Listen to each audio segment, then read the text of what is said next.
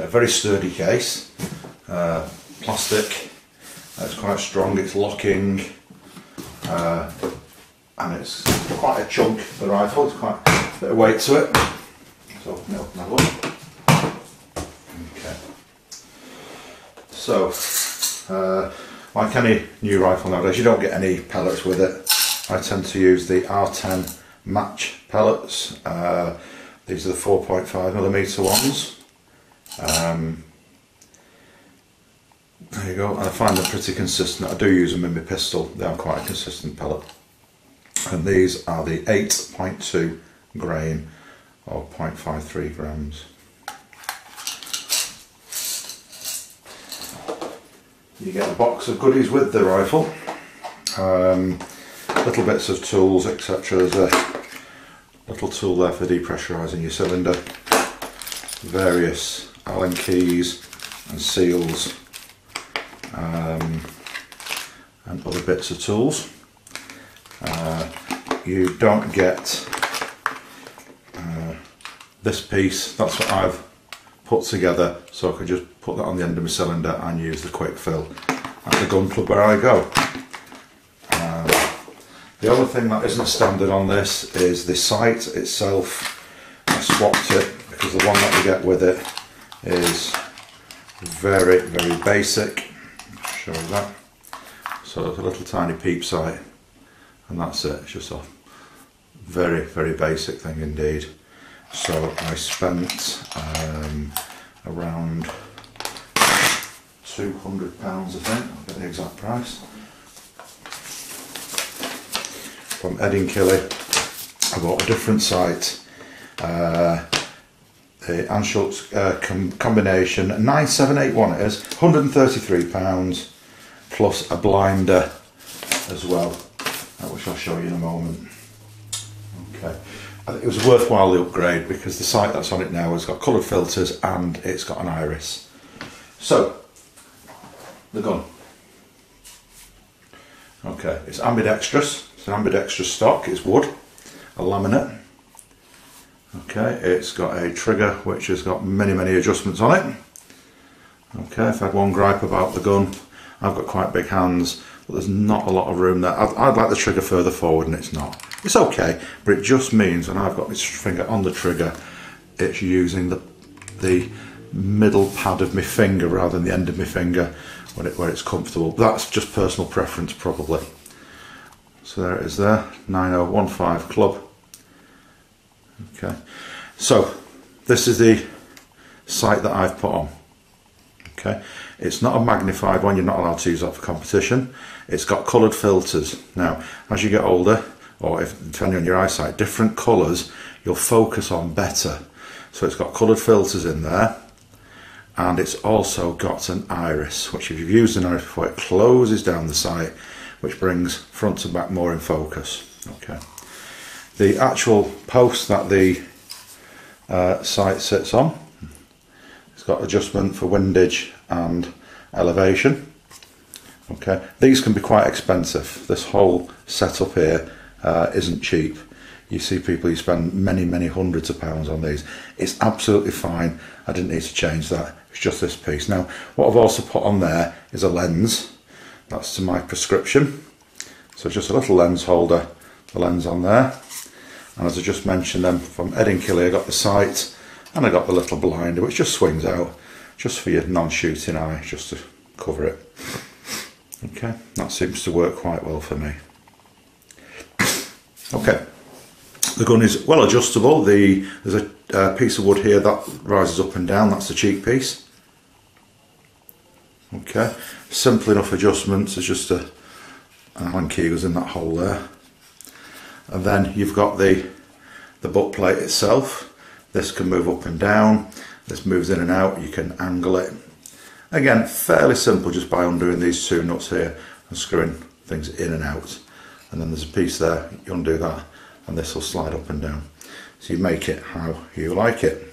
Okay, now although it's ambidextrous, the cocking mechanism is on the right hand side and that's where it's got to stay. Okay, very simple, you pull it back, you pop your pellet in there, you bring that forward all the way and then there you go. Now it is quite loud, obviously they don't have silencers on these. If you want to do dry firing, you pull back, don't lock it all the way in. Oh sorry, no, you do lock it in, but then you click the safety and we just get the click. So for dry firing, on this side here, you can see the safety, right? So we cock, close, click. Okay. Now, if you're used to shooting pistol and you're coming onto rifle, you have to be a bit careful with these, because on the pistols you've got 500 grams minimum trigger pull strength. On these, there's no minimum, and when you get it, it's on about 20 grams. It is almost impossible to pull at first without just firing. You can't feel that first stage hardly. So what I've done, because I shoot pistol and rifle, I put this on 200 grams, which is as high as it'll go. So it's not too big a difference from the pistol to this, to the rifle. Okay. So that's your safety there. It doesn't automatically reset safety each time you shoot it. If safety's off, it stays off. If safety's on, it'll stay on. So you've got to be mindful of that. Okay. It is a floating barrel. You can see there, the barrel is attached to the breech block here. It goes through this bracket here and it comes all the way down to the end here, and you have the end of your barrel there. And this is the end sight, the foresight. Okay, that is the original one that you get with it. If you can see in there, try and make it so you can see the sight picture. There we go. And it's got this little circle plus two little lines, which will tell you if the gun is canting or not. Okay, the sight will adjust along here. Okay, now if you're aware, you'll know that a sight, the further it is away from, the bigger gap between your two sights, the more accurate your gun will be. But at first you might find that you'll feel the gun's waving about quite a lot when you're first doing rifle, and you can just slide it up and do it on the shorter bit to start with. Okay, on here there's some markings, and this will tell you when you're making adjustments, if you to that front cross line, if it's level or not. Okay. Underneath there's a rail here. There's a little piece of plastic in that when you get it. This accessory rail here can take a hamster. Okay, now if you're familiar with a hamster, it's an extra piece of wood. When you hold one of these guns, you don't hold it like this. You tend to do this, or people do this. And if it's not far enough down, if you want it here, you put another block of wood, and some of the hamsters adjust. Okay, personal preference again. Okay, so it's a lovely gun. I bought it just before lockdown, and then didn't get a chance to use it at the gun club, but I do have a shooting range at home, which is quite handy. So this is the 9015 club rifle. They cost around about £2,000 new. It might be about 2200 now.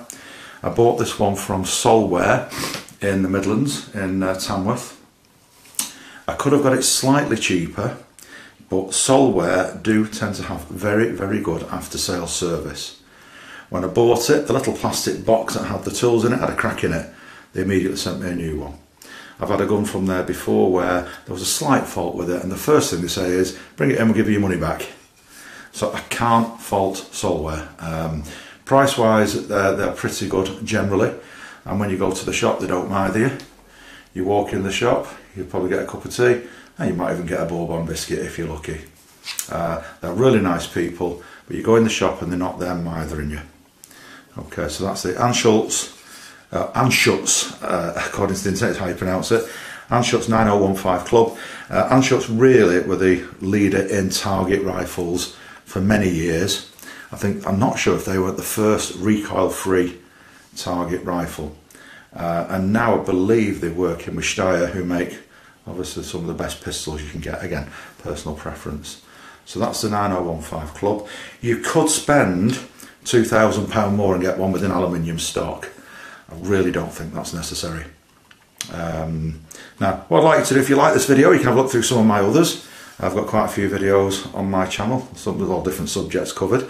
And if you'd like to do a follow, subscribe, then if I do any more reviews on other guns, which there are some up there, you'll get to know straight away, which you might want to.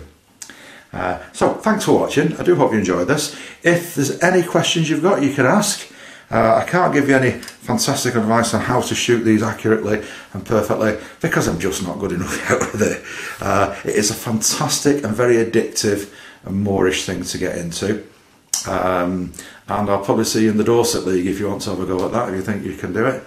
But that is Hans Schutz 9015 Club, ambidextrous stock, laminate rifle, and there you go. Thank you for watching.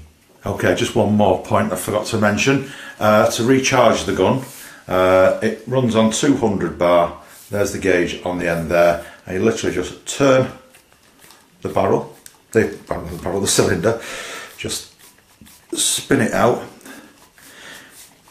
There are conversions you can get made to these where you can have a quick fill adapter on the end of this, but you're talking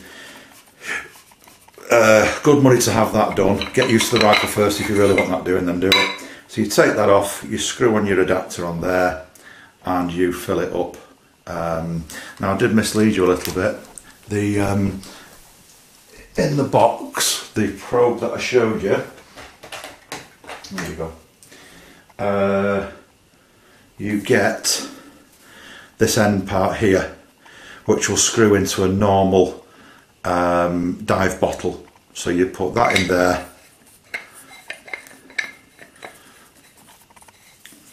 that would go in there, and then this piece, this wouldn't be on it. This is the extra part I bought. So if you did want to get to that fitting for filling, Best Fittings will provide you with those two pieces, bolt them together, and just shove them on the end of that adapter there. This here, when you fill your gun and you release the air, normally you fill your gun, you release the air from the pipe, that's what that does. That can go, let the air out. Okay. So that's from Best Fittings, and I can't see the part number on that.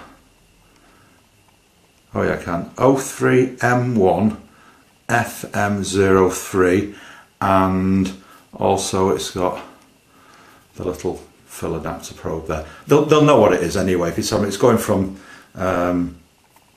it's going onto what's it fitting? You want one that goes on a dive bottle fitting.